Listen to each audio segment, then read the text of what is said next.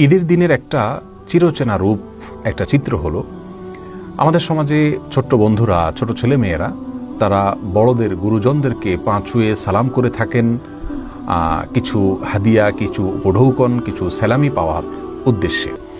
তো এই পা ছুঁয়ে সালাম করে সালামি কালেকশন করা এটা জায়েজ আছে কিনা, অথবা অনেক মুরব্বীকে দেখা যায়, অনেক বড়দেরকে দেখা যায় তারা ছোটদেরকে সালাম, পা ছুঁয়ে সালাম দিতে বাধ্য করেন, তারপরে তাদেরকে সালামি দেন, তা না হলে সালামি দেন না। এই কাজটা কতটা সঠিক আমরা সেই বিষয়ে কথা বলবো। প্রিয় দর্শক, ইসলামে সালাম বলতে যে পরিভাষার কথা বলা হয়েছে, কোরআনে কারিমে রয়েছে পরিভাষার কথা এবং হাদিসেও রয়েছে।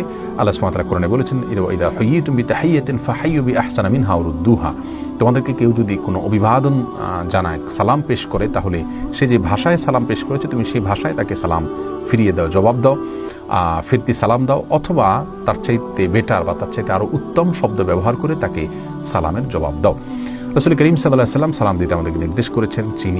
চিনি না, যে কোনো মানুষকে চেনা অচেনা সব মানুষকে সালাম দেওয়ার নির্দেশ তিনি করেছেন। সালাম মুখ দিয়ে উচ্চারণ করে একজন আরেকজনের শান্তি কামনা করে দোয়া করা হয়, সেটাই হলো সালাম। পা ছুঁয়ে সালাম করার মতো কোনো ধারণা ইসলাম আমাদেরকে দেয়নি, যার কারণে পা ছুঁয়ে যে কাজটা করি এটাকে আসলে সালাম বলাটাই সঠিক নয়, এটা কোনো সালামই নয়।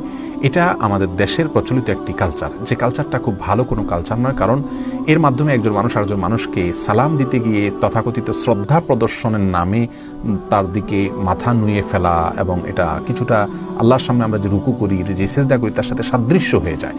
তো কোনো মানুষকে সম্মান দেখাতে গিয়ে আল্লাহর জন্য আমরা যেভাবে সম্মান নিবেদন করি সেইভাবে সম্মান নিবেদন করা, এটা আমাদের তাওহীদের সঙ্গে যায় না। সেই জায়গা থেকে পা ছুঁয়ে সালাম দেওয়া এটা সুন্নাহ বিরোধী কাজ, এটা অনুত্তম কাজ, এটা ভুল কাজ, এটা শিরকের সাথে সাদৃশ্যপূর্ণ কাজ। আমি শিরক সরাসরি বলছি না, শিরকের সাথে সাদৃশ্যপূর্ণ কাজ, বিধায় এটা আমাদের পরিহার করা উচিত। ঈদের সালামি পাওয়ার জন্য, ঈদের জন্য কিছু হাদিয়া উপঢৌকন কালেকশন করার জন্য বাচ্চারা বড়দেরকে সালাম পেশ করলে তারা সালামের জবাব দিবেন, জবাব দিয়ে তাদেরকে কিছু উপঢৌকন দিবেন, এটা আমাদের দেশের একটা কালচার, একটা সংস্কৃতি, কোরআনের সাথে কোনো সংঘর্ষের নাই। এটা হতে পারে, কিন্তু পা ছুঁয়ে সালাম করতে হবে, তারপরে দিতে হবে, এই জায়গাটা থেকে আমাদের বেরিয়ে আসা উচিত। বরং মুখে আসসালামু আলাইকুম রহমতুল্লাহ বললো, আমি ওয়ালাইকুম আসসালাম রহমতুল্লাহ বললাম, হাসি মুখে তাকে কিছু উপহার দিলাম, কিছু হাদিয়া পেশ করলাম, এটা হওয়া উচিত।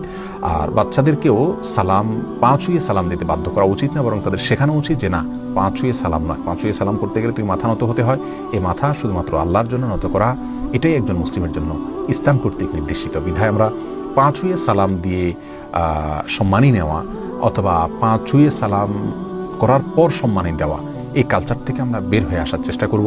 আল্লাহ সুবহানাহু ওয়া তাআলা আমাদের সবাইকে সেই তৌফিক দান করুন।